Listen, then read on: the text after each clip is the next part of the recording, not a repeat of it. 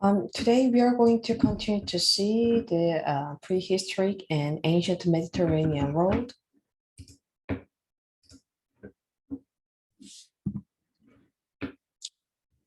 So in the last meeting, one second,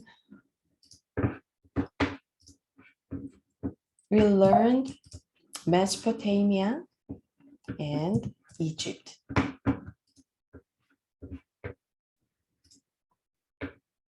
Today we are going to see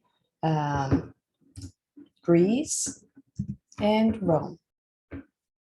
So let's see the timeline again. So Mesopotamia, we learned last meeting, we saw city-state by Sumerian, the first empire by Akkadians, the second empire by Babylonian, and third empire by Assyrians, and the last fourth empire by Babylonian again. And we learned Egypt. So the Greece comes from Aegean culture. The artistic cultures of the Aegean parallel in time those of Egypt and Mesopotamia, about 3000 BCE.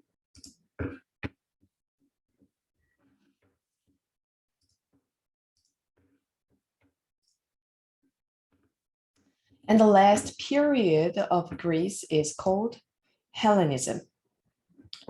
And Rome is here. Rome began before the century and continued to the 4th century. So now let's briefly see the Aegean culture before we see the Greece. So the Greek culture arose on the lands bordering sea, the Aegean Sea here.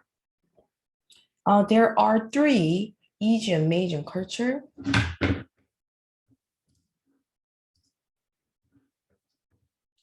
The Cycladic, the Minoan, and the Mycenaean. So let's see one by one. So the Cycladic is centered on a group of small islands in the Aegean Sea.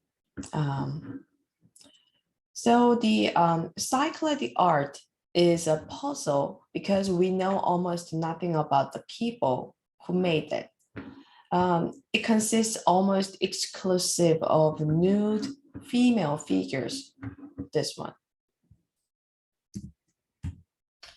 And now let's see the Minoan culture of Aegean art. The Minoan culture is based on the island of Crete at the southern end of the Aegean, centered on the great city of Knossos here. Minoan culture can be traced to about 3000 BCE.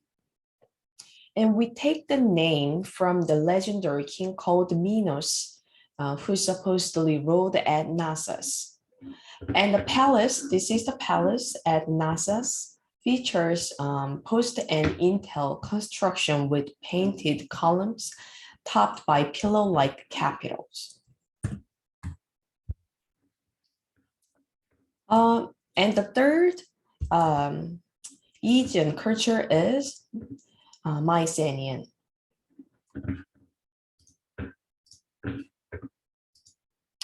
So the Mycenaean culture is so called because it formed around the city of Mycenae, flourished on the south coast of the Greek mainland between 1600 to 1100 BCE. Mycenaean built palaces and temples, but they are also noted for their elaborate burial customs and tombs like Egyptians.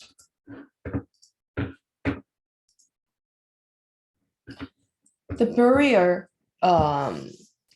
places in and around Mycenae have yielded large quantities of exquisite gold objects, such as Rhyton in the shape of a lion's head. Now let's move on to the Greece. The word classical refers to two cultures, Greece and Rome.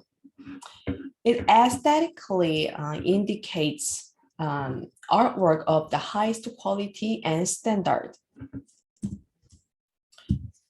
Greek philosophers were the first to speculate on the nature and purpose of art. Sculpture, painting, and architecture were discussed as technique. In our words, technology and technique. Technique is things requiring a special body of knowledge and skill to make. So now is the important part. So there are three artist periods in Greek art. First is the Archaic period, and the next one is Classical period, and the last period is Hellenistic period. So the Greek art shows different features by the period. So let me show you the Archaic period first. This vessel called like crater, it is one of the many standard Greek pottery shapes, and a crater was a vessel used for wine. And this is the Archaic period sculpture named Kairos. Greek statue depicts an anonymous boy, and thousands of such figures were curved, all of them in the same pose and all nude, young, and idealized with broad-shouldered, slim-waisted, and bodies. And the Greek female statue is called Kore. Now, this is the Archaic period painting style called like red figure style. The painting technique on the pottery is called, again, red figure style. The ground is painted black, while figures are left mostly unpainted, with only thin black lines to describe the forms. The red that result is the natural color of fired earth. Earlier archaic pottery had employed the reverse color scheme with black figures painted on a red ground. Now let's move on to the classical period of Greece. So the classical period dates from 480 BCE to 323 BCE. It is considered to be the height of Greek art. The Greek invented contrapposto pose.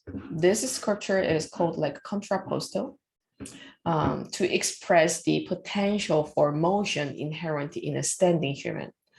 And the material is bronze.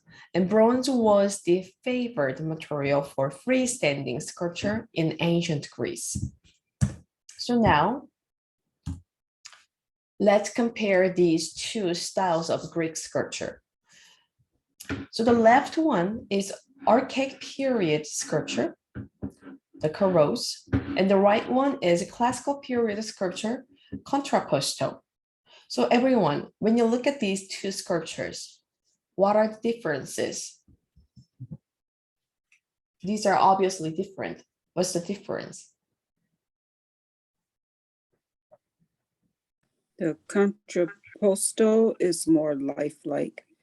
Yeah. It resembles man more than the Kuros. It's Exactly. more detail. That's right. That's right. Yeah, exactly. So the left one, the Kuros, again, it's an archaic sculpture and was an amazing achievement to create a freestanding human sculpture at that time. Despite of the great process, it still looks unnatural and less detailed. Yes. And the movement is very limited. We can find the movement only on the left foot here.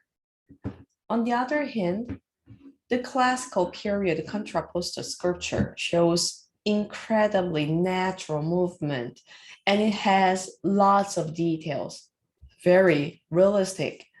And we can tell this is the height of Greek art.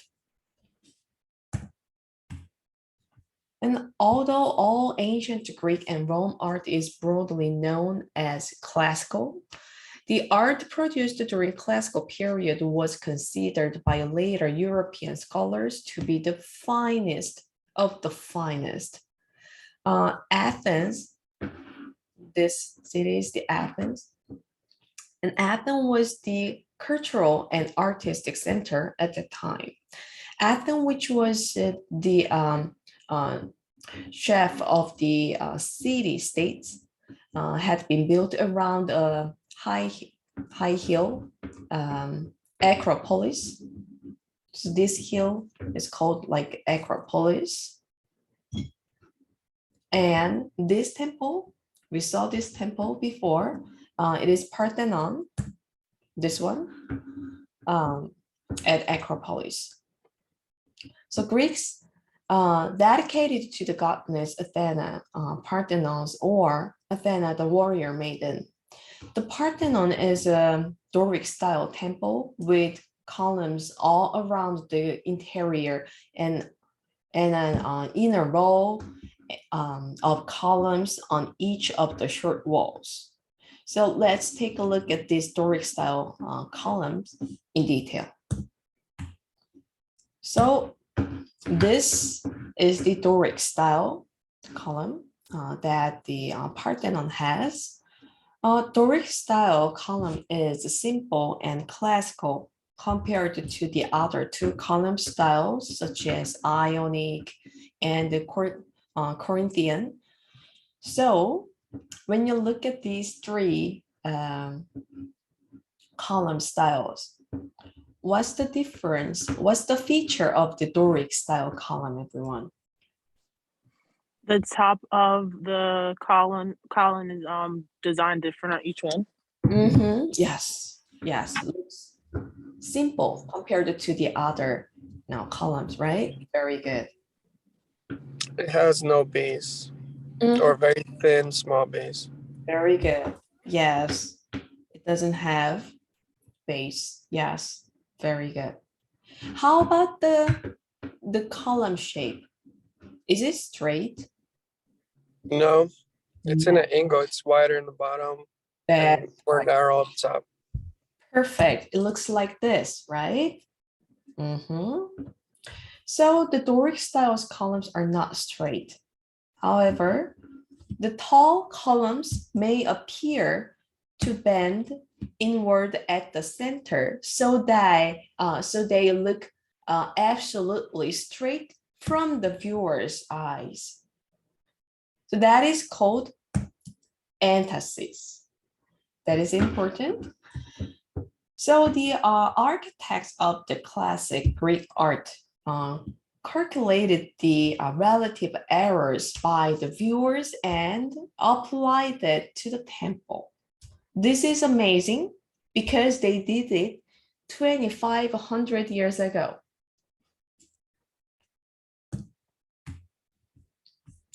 Now, let's move on to the last period of Greek art, Hellenism.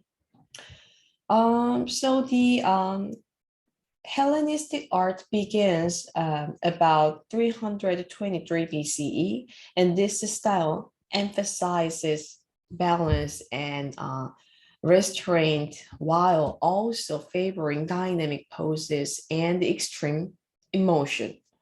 So let's see their work. Now, like this.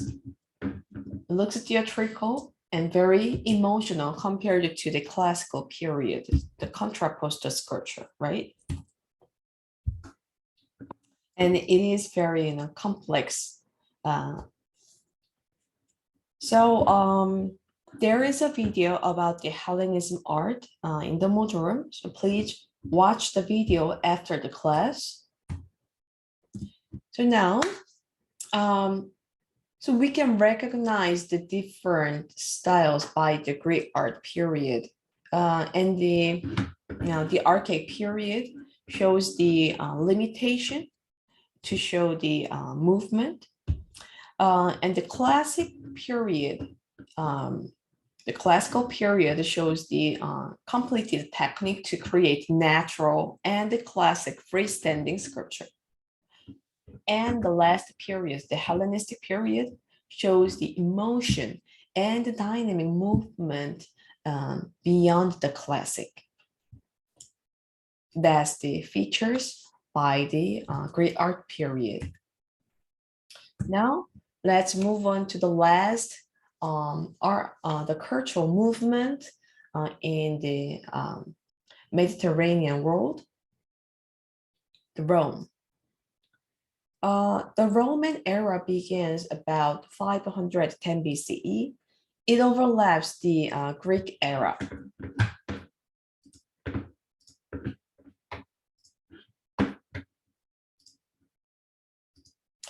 The Romans admired Greek art and copied many of their works. So, we just saw this Hellenistic sculpture from Greece. The most of the Hellenistic sculptures we see they are not original. So these are not the original. The most of the original Greek sculptures were destroyed by the church during the Middle Age. So we're going to learn the Middle Age in the next meeting. So the most of the Greek sculptures we are able to see now are made by Romans. So these are all copied works by Romans. So Roman art tends toward realism. So as you can see on the left, the fresco wall painting, all the figures look very natural and realistic. And the Romans were best known for their architecture and engineering. Their most famous monument is this one, Colosseum. The Colosseum covers over 6 acres and it has 80 arched entryways and exits. And it's accommodated over 50,000 people. It is a truly symbol of Rome. So that's it for the prehistoric and ancient Mediterranean world chapter. And we have a discussion related to this chapter.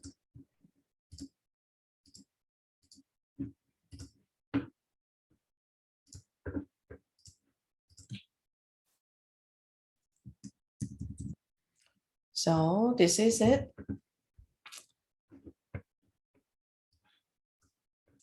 Discuss the architecture of the ancient Greeks and Romans. What advancements did each culture make in buildings, and why are these works still considered such marvels today? So please answer this question.